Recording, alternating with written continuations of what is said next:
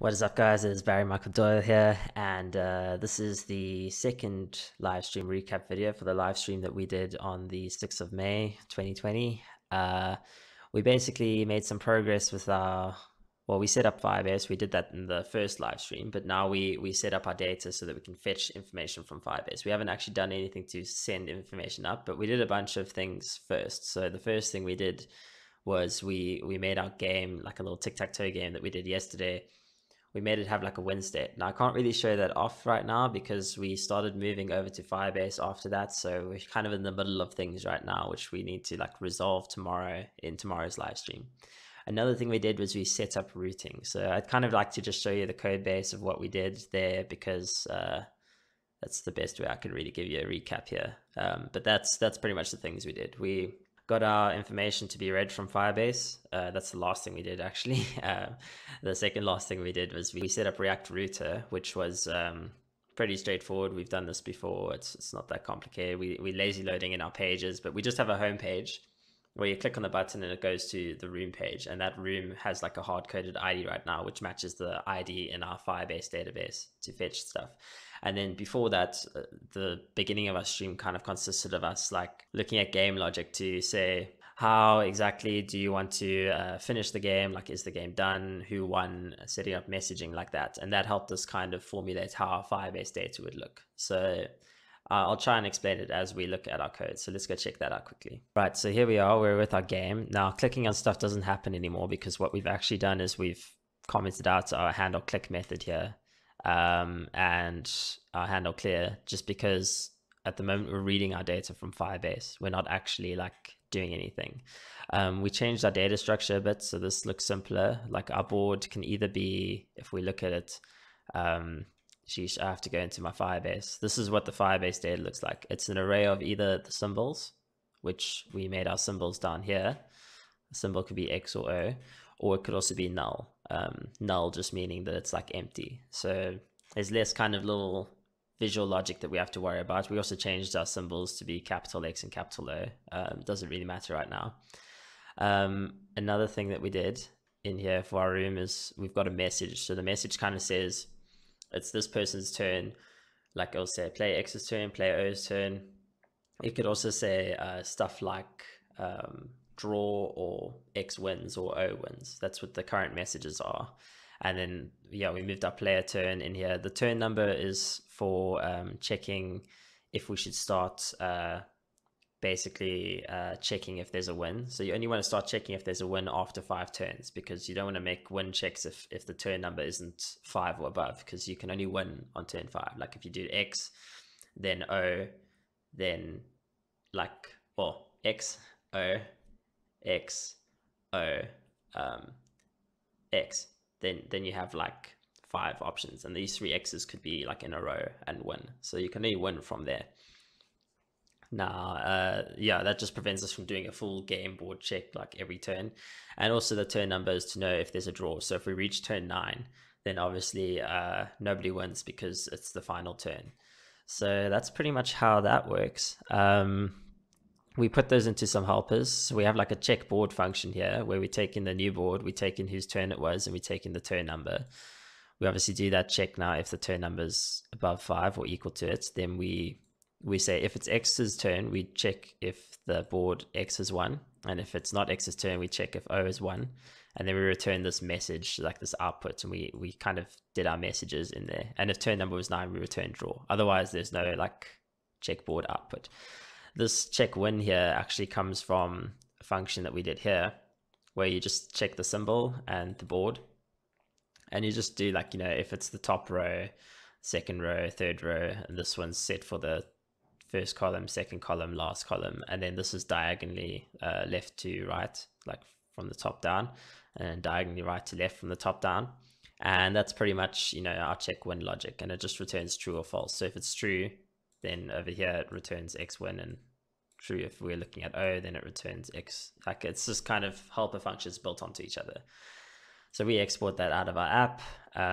Yeah, and we did some outcome checking here. So we're like, if the outcome is something, then we set the message to X wins or XO, or like just some switch statements. But again, we we'll probably revisit this later when we do the Firebase integration with uploading stuff. Anyway, the other cool thing we did now was routing. So if we look at our index of the app, we just imported browser router, pretty normal. Then we put it in here. Then we made a routes file, which is in here. And routes just takes our home page and our room page. Now, what I was showing you just now was our room page. This is our room page over here. And it's at /room/AAA. And that, like 4 A's, is the ID. So that renders the room component that we import from pages/room, and the default is home. So if we were over here and we went to the default, then you see we've got this home page, and this home page has got a button that says go to game room, which pushes the room URL there. So if I click here, you can see room A is updated. So it loads the page because that was lazy loading there. And then we get to this room page, which is what I was showing off over here. This is a lot simpler now because if it's null, it just won't render anything. Otherwise it renders capital X or capital O. We'll obviously style it a bit later depending on these values, like put an icon in there instead or something, but we want to focus on functionality first. So styling can come much later. So finally, the last thing that we did was we did our Firebase setup. So we created a new collection in our TicTacToe database, and we created the document these A's so that it logs to this. Like if I did this AAAB, it would say room not found because we actually specifically trying to find this room over here. Now this has our board state in it. So if I was to change this to a string and call it X, notice how when I click update, this block will change. I click update here and it actually updates real time here. So we set up our game to do that. Currently we're not using isGameDone, but we will later. We're not using the player turn, but we will. We're not using turn number, but we will. This was just, testing if it works. So it is X's turn. We'd say something like that. And there we go, you have X's turn. So again, we're not using any of these yet, but we just got it set up so that this updates in real time, which is pretty cool, I think. In order to do that, we did something like this. We created a hook. We created this use room hook. The DB is just firebase.db that comes from services over here. This is firebase.firestore from our Firebase initialized app. We set an output. The output for this hook that we made is fetching, and the room could be undefined, and is fetching by the start. It's true. But later on, we set it to false once we get a snapshot.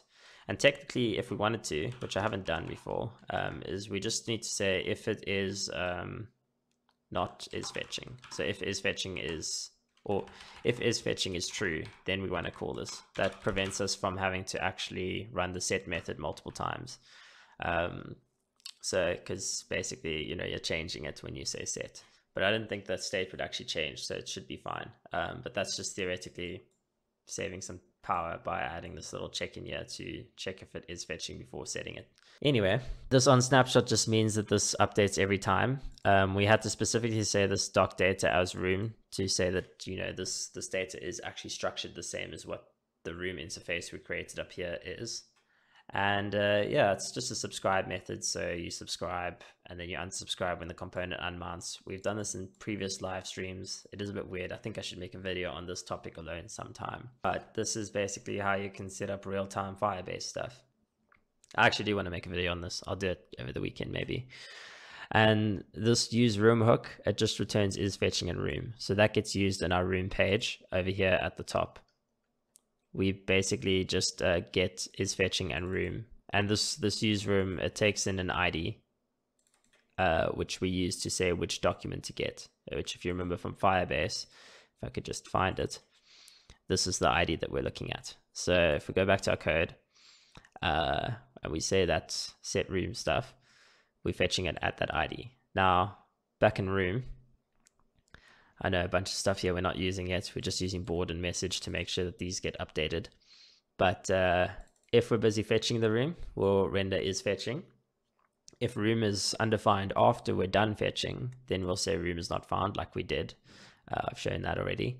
But yeah, this use room ID takes the ID, which we get from params, which this ID over here matches the root ID that we have over here. Perfect. And that's pretty much it. We get our room. From our room, we're able to get board and message, and from that, we were able to render the message up here, and we're able to render the board values from 0 all the way to 8. So that's 0, 1, 2, 3, 4, 5, 6, 7, 8. And I think that's going to cut it for this video. I think I've done a pretty decent recap and managed to keep it somewhat under 10 minutes. I hope you guys enjoy the content. Please leave a like if you are enjoying it, and please leave comments if you're confused and want me to answer stuff. I'll try to answer it in the next stream.